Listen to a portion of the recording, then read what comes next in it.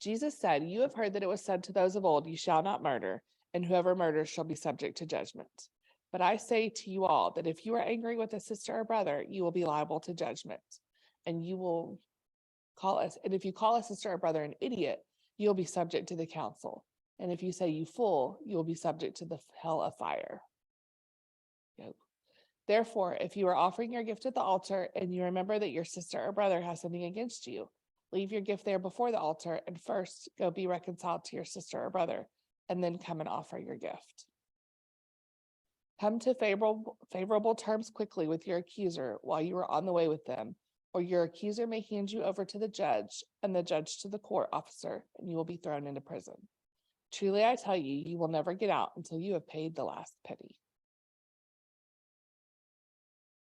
All right, so for our first Lectio Liberatio, I think I'm saying that right, liberation reading, for the first three, it's just going to be, you're going to sit with the question silently.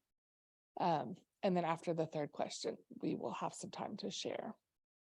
So our first question, belong. What is the conflict, end, or change in the text?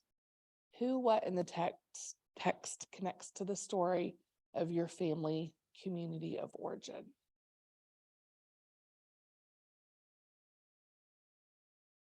From that Matthew 5 text.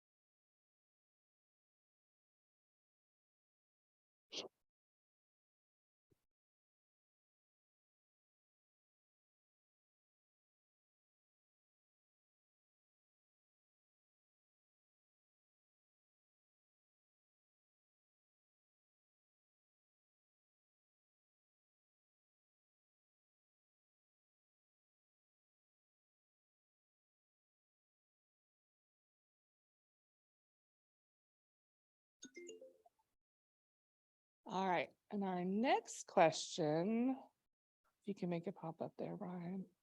I read it again. Okay. Jesus said, "You've heard it said to those of old, 'You shall not murder, and whoever murders shall be subject to judgment.'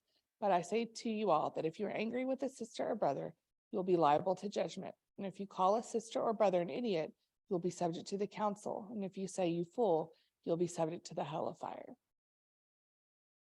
Therefore, if you're offering your gift at the altar and you remember that your sister or brother has something against you, leave your gift there before the altar and go. First be reconciled to your sister or brother, and then come and offer your gift. Come to favorable terms quickly with your accuser while you're on the way with them, or your accuser may hand you over to the judge, and the judge to the court officer, and you will be thrown into prison. Truly, I tell you, you will never get out until you've paid the last penny." All right, and then I think a second question should come up, Brian. There we go. Be bold. We're going to do the same thing. We'll take a couple minutes to sit with this question. What policies and cultural norms is the text resisting or calling us to resist?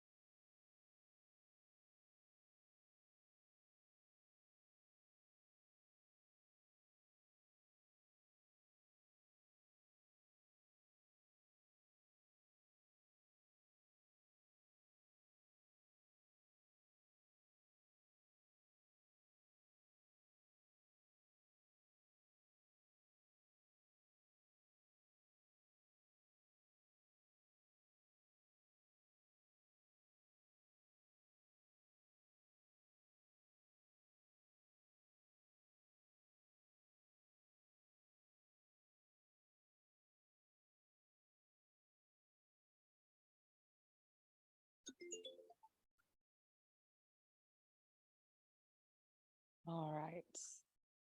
One more time. Jesus said, "You have heard that it was said to those of old, 'You shall not murder, and whoever murders shall be subject to judgment.' But I say to you all that if you're angry with a sister or brother, you will be liable to judgment. And if you call a sister or brother an idiot, you'll be subject to the council. And if you say you fool, you will be subject to the hell of fire. Therefore, if you're offering your gift at the altar and you remember that your sister or brother has something against you, leave your gift there before the altar and go. First be reconciled to your sister or brother, and then come and offer your gift. Come to favorable terms quickly with your accuser while you're on the way with them, or your accuser may hand you over to the judge, and the judge to the court officer, and you will be thrown into prison. Truly, I tell you, you will never get out until you have paid the last penny."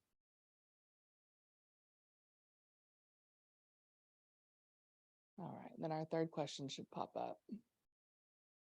Become. What vision of healing and liberation does the text call for? So we'll sit with that for a couple minutes and then we'll have some share time.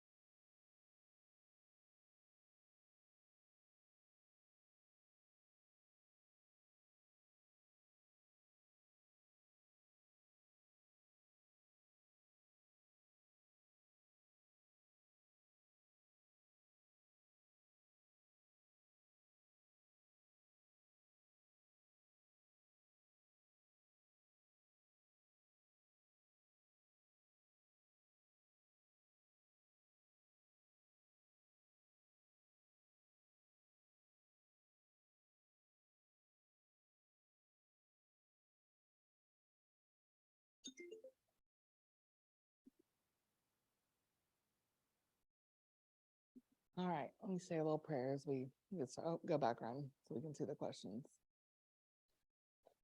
Lord, bless our discussion as we reflect on this text and what it means to examine it, to examine belonging, being bold, becoming through this story. Amen.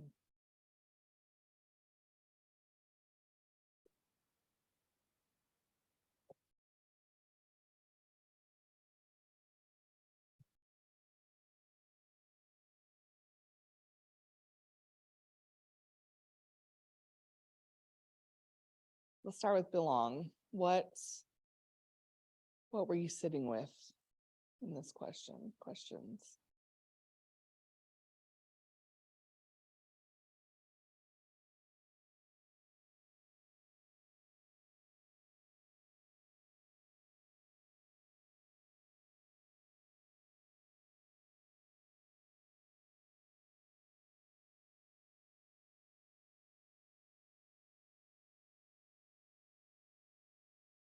Guess what else I think so. how about okay, Oh, that's, there we yeah. go. I guess kind of the theme that I was thinking about with it is it felt like it was talking about the importance of like your relationship with others, your heart toward others, that kind of thing. That seemed to be like, so that's what I was thinking about, just reflecting on that.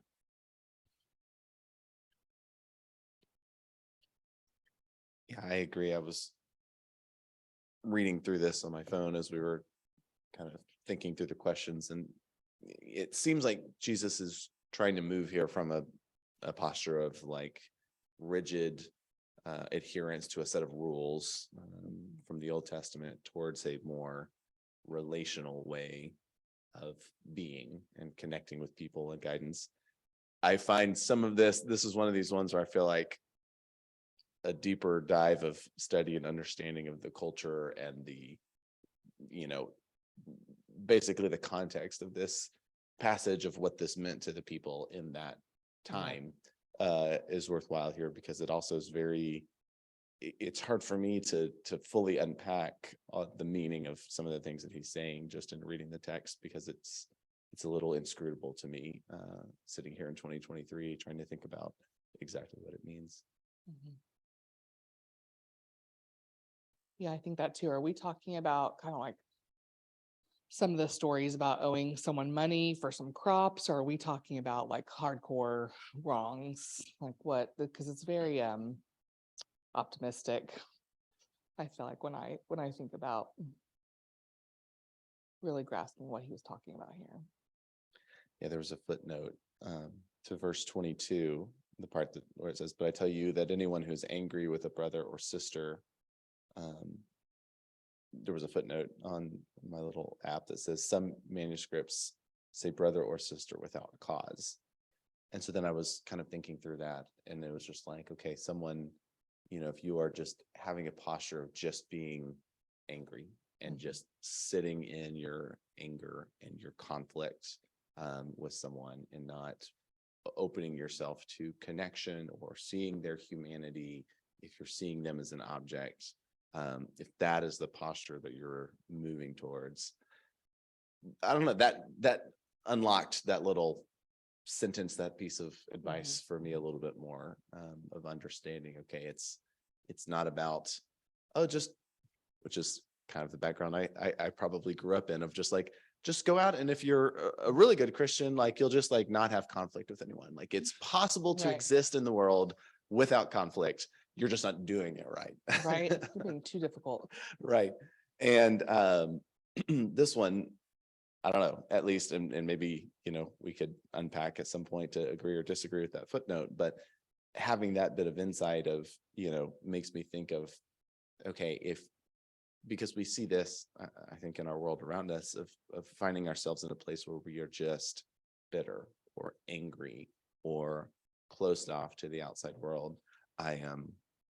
Val and I were scrolling, what was that, Friday night for a movie to watch, and the story or the movie A Man Called Otto, which is from the book A Man Called Uwe, came up, and we haven't seen the movie yet, but I've read the book. But he embodies that. He is a grumpy old man who feels that the joy has gone out of this world, and the only option left is to kill himself.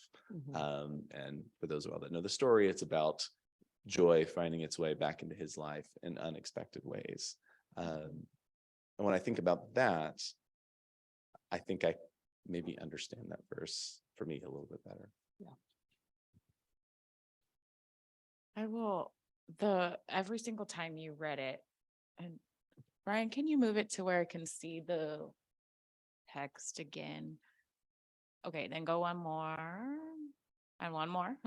Okay, this one where it kept this little area where it says, "Come to favorable terms quickly with your accuser while you are on the way with them, or your accuser may hand you over to the judge, and the judge to the court officer, and you will be thrown into prison. Truly, I tell you, you will not get out until you have paid the last penny." And it kept popping into my mind, almost this idea of not of literally being like, oh, well, now I'm in prison and I have this huge debt to pay. But again, this idea of like bitterness. And my thought of like the accuser is sort of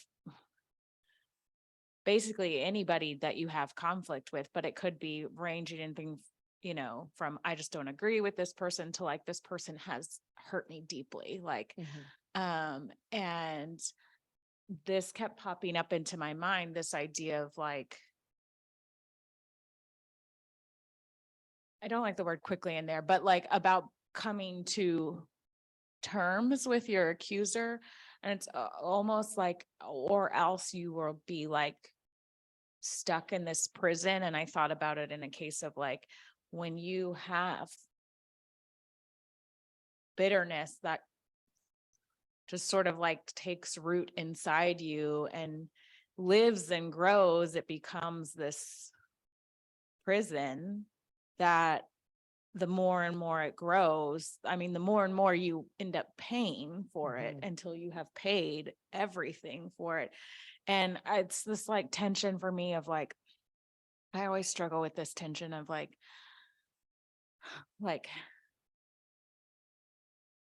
sort of like justice and love, basically, right? Like if someone really has wronged you, you're like, they should receive justice. I'm justified in my anger and my bitterness towards them. And yet there's also this like, but if I hold on to that, I'm just imprisoning it's imprisoning myself. It's very, this is always difficult for me to hold, but this section of the reading, literally every time you read it, just kept coming up back to me. And I think I like the translation, just like, because in other translations, it talks about like your adversary, like someone taking you to court. And I just feel like it didn't resonate with me in the same way this one did. But yeah, I found that. And to me, sorry to move us slightly to question 2, but to me, I was like, I feel like the thing that it's pushing against is like, hey, don't hold on to this bitterness.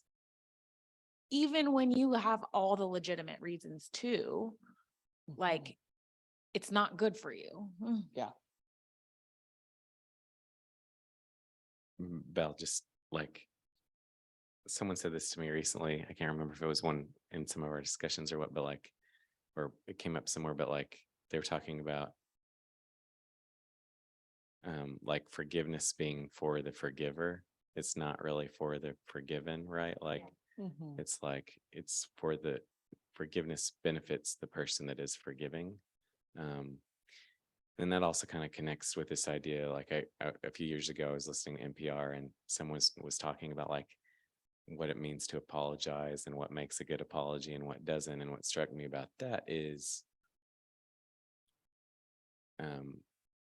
like it's about like confessing the like, you know, acknowledging your wrongdoing and either making amends or at least offering to make amends to right things, which connects to this. But you know, a key point there was like, you may ask for forgiveness, but you're not owed forgiveness, you know. And so it's like when you're making the apology, part of it has to be that you're okay with them not, I mean, like they don't have to forgive you. You're not owed forgiveness just because you try to make things right. And that's important for me to remember too. There's a 4B. It comes, yeah, and it comes later. Yeah, we're supposed to discuss the first.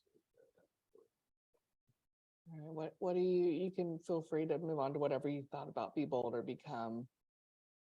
I think as Val's having us go through that slide again, I'm thinking it's interesting the languages because I read it, when I read it, I'm putting myself in the place of having been done wrong. But the text says, come to terms quickly with your accuser, or they may hand you over to the judge. Like he's speaking to people, not as like how to handle when you've been wrong, but when you're the person doing the wrong, which is interesting. That's not the framework I read this from. And I don't know if that's because maybe a more commonly read text phrases it differently, or it's like, oh, he's talking about me. Like even when I'm reading that, I was still reading it that same way of like the accuser, like it's like the allegations. You Right. say this, but actually like I'm Yeah. the one in the wrong. Yeah, I Yeah. think that's very interesting. This is just a very subtle note. I really like that this translation puts sister in front of brother. That was just something that I noticed. Yep.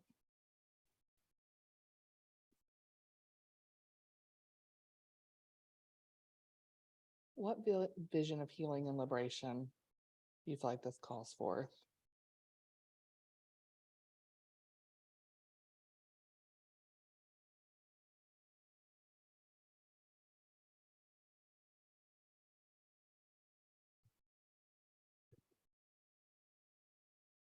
Yeah, this is the second time we've done this exercise with we did it last week too. And I like it because it challenges me to think about text in a new way, which is the point of it.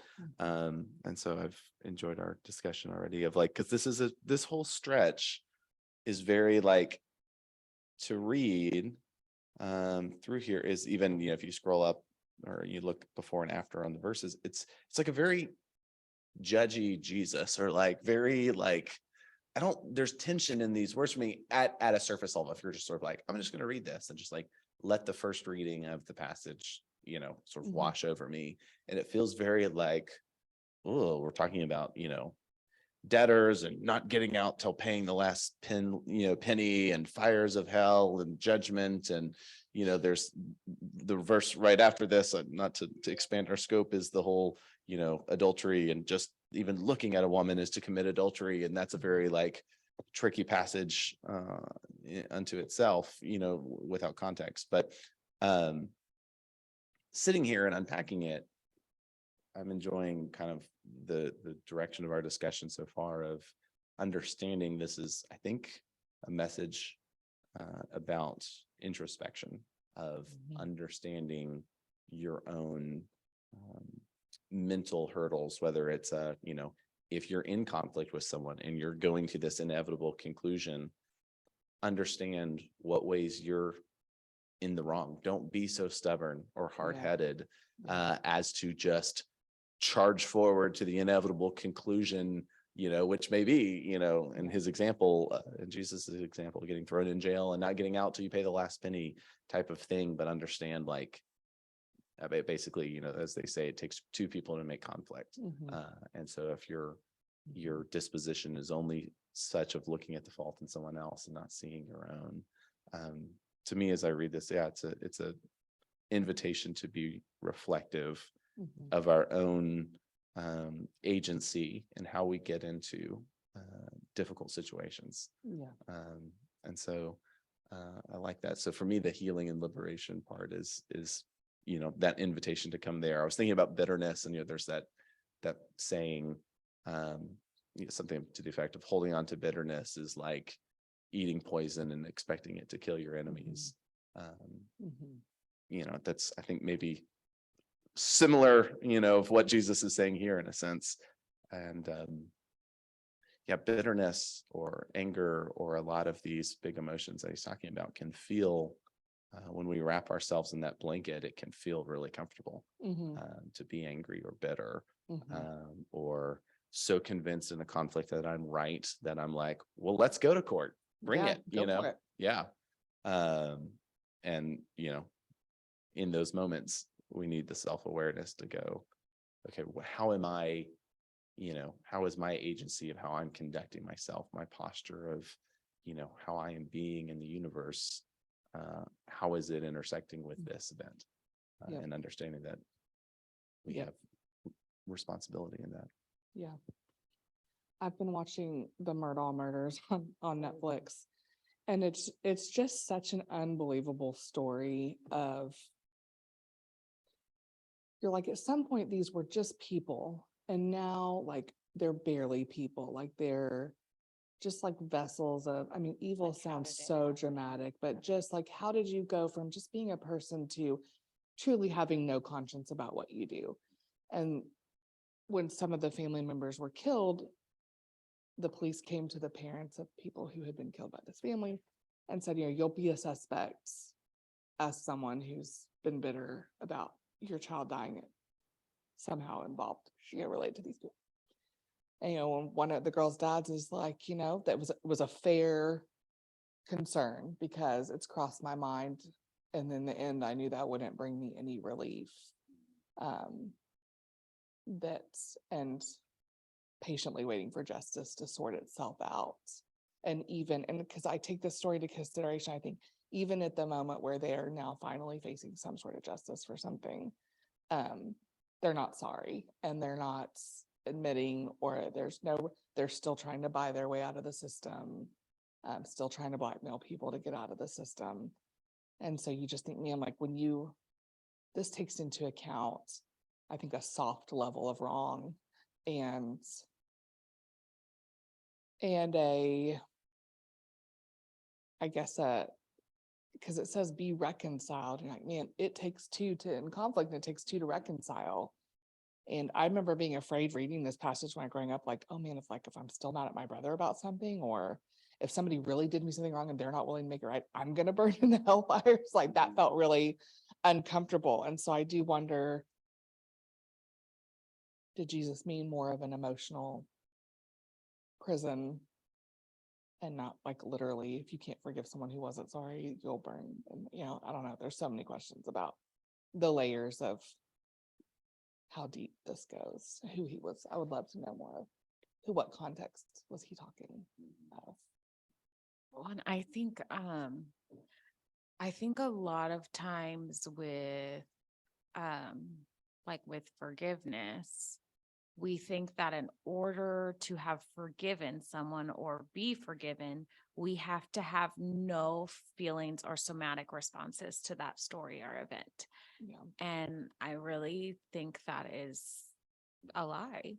I think it is normal and natural to say, like, I forgive you or I've been forgiven, and to still sometimes feel all the rushes that come with anger, Mhm. sadness. Like, I think Mhm. I think sometimes we buy into this lie of like, I have feelings. That means I haven't done it. Yeah. Yeah. Like, I think about, this is a small example, especially in comparison to the stories about Yeah. murder. But and I'm pretty sure I've shared this before. After Eloise was born, I had a very difficult relationship with my mother-in-law. We were really butting heads. We were not getting along, and I held a lot of anger towards her. And I felt like things that she were doing were not her place, and just that I felt like she was in the wrong very strongly. And even telling the story, I can feel the visceral feelings Mhm. that come Mhm. with it. Mhm. And I remember I was at my best friend's house from college, and I had been just sort of like airing my grievances to her. And she said something about like, maybe you should forgive her or whatever. And I was so worked up, and I was like, she's not sorry. She's not sorry for what she's doing. And my friend just very quietly said, but that's not what forgiveness is about. And I was like, That's not what I came here for. yeah. And then I was like, I hate you and I love you. Like, yeah. And since then, like, my mother-in-law and I have reconciled, and there has been on both parts things that I have said, I am sorry for this, and she has said, I am sorry for that. And I do feel like I have forgiven her, and I feel like she has forgiven me. And yet I can bring up this story, and I can very quickly want to go to like, Mhm. let me list off all the examples, Mhm. and I can feel that anger and that need to be justified in it. Mhm. But I don't think, like, I really think that's a lie to be like, oh, that means I'm still in that place, or I haven't. I think it's like, no, that's a normal Yeah. human response to these things. Yeah. And someday it may be like that, Yeah. and it's okay that it's not yet. Yeah. And yeah, maybe with time it might be, Mhm. and maybe it won't, Yeah. but either one is okay. Either one. is okay. Yep. All right, Ryan, can you put our fourth question up there?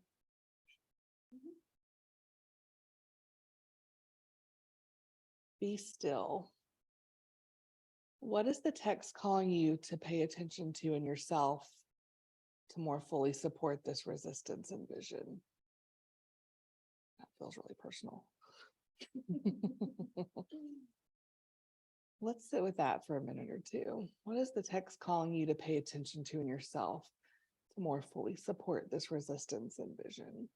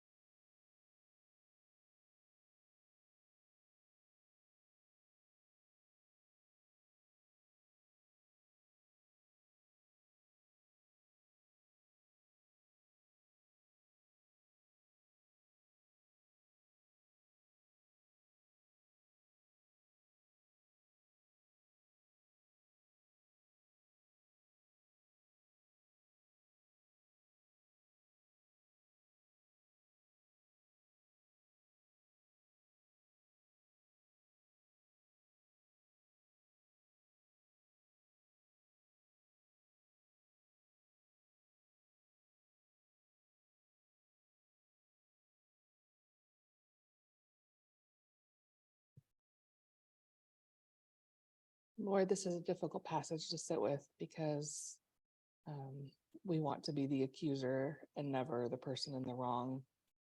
We think of ourselves in ways, sometimes maybe we ought to think of ourselves more humbly, and how humbling it is to sit on both sides of this text, and to need continual forgiveness and grace and mercy from you, and how it feels to offer that when we've been like really wronged, and we're even just, low key annoyed wrong, and the way that even those little things can throw our days off. God, to see your vision of justice and restoration as a way of breaking free from things that keep us in bondage, Lord, whether it's emotional or psychological hell that we sit in when we are at odds with other people, when things are unjust, when things are broken, when we've been wronged and when we've done wrong and we can't bring ourselves to say it or make it right out of pride or shame, or ignorance. God, would you keep this text in our minds and in our hearts, that we could go through conflict and times of injustice with humility, with courage to see others and to see ourselves in light of your justice and in your mercy. God, not so that things are just easy and happy-go-lucky and just, shallow levels of reconciliation, but so that we can sit with the truth of what you've done for us and what you have to offer us. It's in your name we pray, amen.